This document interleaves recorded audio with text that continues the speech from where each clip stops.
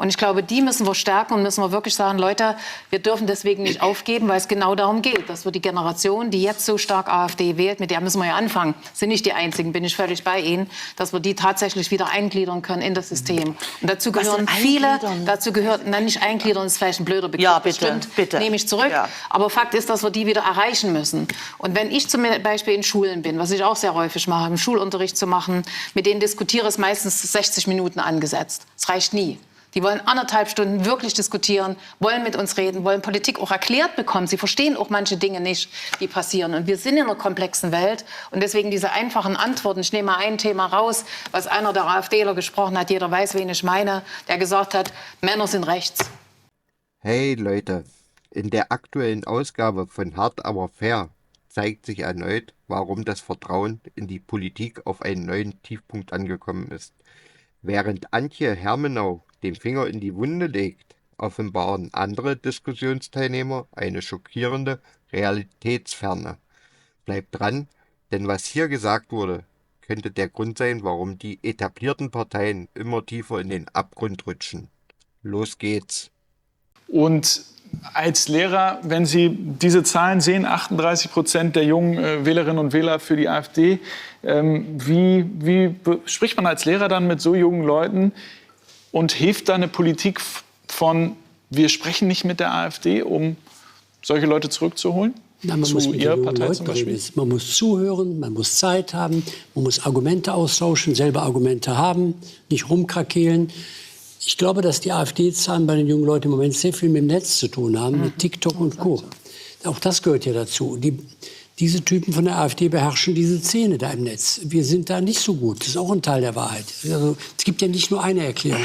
Aber eine ist natürlich, dass junge Leute, die vor der Kiste da sitzen und sich berieseln lassen, sich andocken, ja, wenn die den ganzen Tag solche einfachen Thesen hören und sie sind vielleicht nicht hochgradig interessiert an neuen Dingen und haben Spaß, und da gibt es einen Boden, eine Bereitschaft zu, sowas mitzumachen, dann haben solche Phrasen eine Chance. Aber ich bin da nicht so definistisch und sage, das ist verloren. Das glaube ich überhaupt nicht. Wir haben eine Zeit gehabt, da haben die Jungen alle Grün gewählt. Wir haben eine Zeit gehabt bei der Bundestagswahl, die haben liberal gewählt.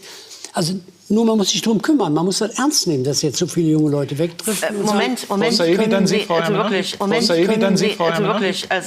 das ist verkürzt. Okay, dann machen Sie doch Dankeschön, das finde ich nett. Zuerst und dann Frau Selby. Also der Punkt ist, Sie denken, es ist nur eine Altersgruppe. Das ist der Denkfehler. Es gibt eine einzige Altersgruppe, wo die AfD nicht vorne liegt bei den ganzen Wahlen. Und das sind die Leute über 60. Weil die noch zur CDU und zur SPD stehen. Alle darunter haben in ihrer jeweiligen Altersgruppe als erste Partei die AfD gewählt. Sie sollten das in ihr Gehirn einsickern lassen. Das packen wir in den Faktencheck, damit die Leute das auch noch mal sehen können. Das muss man sich wirklich mal durch den Kopf gehen lassen. Es geht nicht darum, dass hier ein paar irrgeleitete Jugendliche irgendwelche Wahlen bestimmen. Das ist nicht der Fall. Das hat ja auch keiner gesagt. Das ist ja in Ordnung. Nein. Und es ist auch nicht so einfach zu sagen, man muss sie bloß wieder alle zurückholen in irgendwelche. Ja, wohin denn zurückholen? Wenn das Angebot der großen Parteien so schlecht ist in der Politik, wie wir es zum Teil jetzt heute schon mal angesprochen haben, dann kann man keinen zurückholen. Da ist nämlich nichts. Also das würde mich sehr interessieren, dass wir das mal weiter ausfächern. Es geht nicht nur um die ganz jungen Leute, sondern das geht hoch bis in die Altersgruppe 60. Frau Selby. Also ich glaube auch, dass also man redet so über die jungen Leute, die sind ja nicht doof oder naiv oder so, oder als wüssten sie nicht viel. Das sind sehr informierte Menschen, die dann ganz bewusst auch die AfD wählen. Und das kann man ihnen, ehrlich gesagt, es fällt mir schwer, ihnen das anzulasten. Weil sie auch in einer Gesellschaft leben, gerade aus der Politik, es geht ja ständig darum, um Spaltung. Beim Bürgergeld sind die Faulen und die Fleißigen. Dann die Migranten, die Deutschen, die Nicht-Deutschen. Überall wird es eine Art Wettkampf. Wir leben in einer Gesellschaft, die ständig nur noch Verlierer und Gewinner kennt. Und also gerade junge Menschen saugen das ja auf. Sie glauben das, was sie hören, was sie in den Medien lesen, was sie in der Politik hören. Und die AfD ist absolut authentisch in ihrem Hass. Absolut. Auf TikTok, natürlich ist sie auf TikTok und auf diesen ganzen sozialen Medien viel erfolgreicher, weil sie authentisch ist. Wenn ich den Grünen oder der SPD zuhöre und die reden irgendwie von Vielfalt und Demokratie, dann glaube ich das einfach nicht. Weil ich sehe das nicht. Und das spüren junge Menschen. Und die AfD kann das sehr gut. Sie lügen absolut offen. Sie manipulieren absolut offen. Und sie sind absolut authentisch in ihrem Hass. Und ich glaube, die müssen wir stärken und müssen wir wirklich sagen, Leute, wir dürfen deswegen nicht aufgeben, weil es genau darum geht, dass wir die Generation, die jetzt so stark AfD wählt, mit der müssen wir ja anfangen, sind nicht die Einzigen, bin ich völlig bei Ihnen, dass wir die tatsächlich wieder eingliedern können in das System. Und dazu gehören viele, nicht eingliedern ist vielleicht ein blöder Begriff, Ja, bitte, stimmt, bitte. nehme ich zurück. Ja. Aber Fakt ist, dass wir die wieder erreichen müssen. Und wenn ich zum Beispiel in Schulen bin, was ich auch sehr häufig mache, im Schulunterricht zu machen, mit denen diskutiere, ist meistens 60 Minuten angesetzt. Das reicht nie.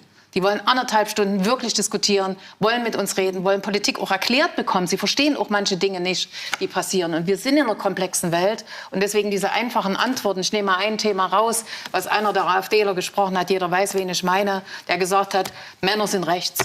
Also diese ganzen geilen Leute, von denen du gerade sprichst, Monchi, Ja. die sind vielleicht 2 Generationen oder eine älter als du. Die haben sich nach der Wende selbstständig gemacht. Ja. Die haben von Knäckebrot und Wasser gelebt. Die haben hart gearbeitet und was aufgebaut. Und dann kommen Regierungen daher und schaffen politische Umstände, die dazu führen, dass sie zum Beispiel ihre Firma aufgeben müssen, weil sie es eben nicht mehr schaffen, die Margen zu erwirtschaften, um die Strompreise zu bezahlen. Oder es kommt eine Situation, dass ein Fleischer sagt, ich kann jetzt hier die Fleischerei nicht mehr halten, oder ein Bäcker. Wir haben ganz viele, 1, 2 Generationen über dir, die auch viel aufgebaut haben, mit viel Enthusiasmus und die jetzt alle vor den Scherben einer Politik stehen, die es ihnen unmöglich macht, ihre Sachen weiter zu betreiben, die sie gemacht haben. Ist schade drum, aber ich arbeite viel mit Unternehmen. Das ist vielleicht jetzt die Branche, mit der ich zu tun habe. Und ich erlebe es ja, und ich sehe manchmal fassungslose Unternehmer, die große Widrigkeiten bemeistert haben. Leute, die gut sind, die was drauf haben und andere mitreißen.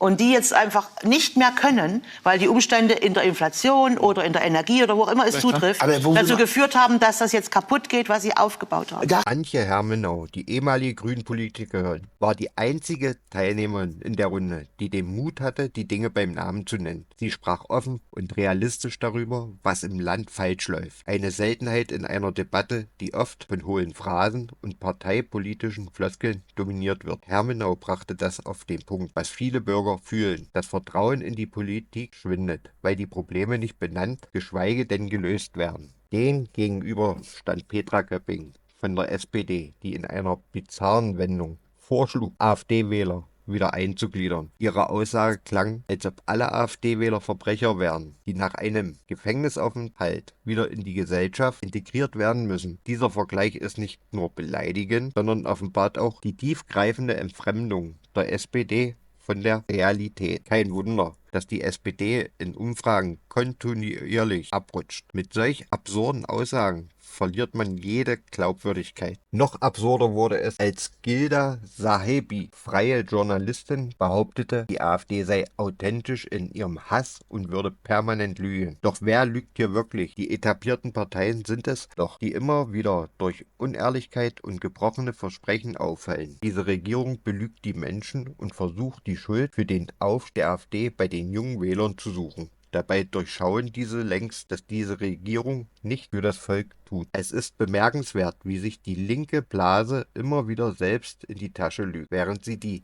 Realität von der eigenen Haustür ignoriert. Die jungen Menschen wählen AfD, weil sie das Gefühl haben, dass niemand sonst ihre Sorgen, Nöte ernst nimmt. Anstatt dies zu hinterfragen und eigene Fehler einzugestehen, wird die Schuld kurzerhand auf die Unmündigkeit der Wähler geschoben. So, das war's für heute. Wenn euch das Video gefallen hat, lasst einen Daumen nach oben da und abonniert den Kanal, um keine weiteren Analysen zu verpassen. Schreibt mir in die Kommentare, was ihr von der Diskussion haltet. Bin gespannt auf eure Meinung. Bis zum nächsten Mal.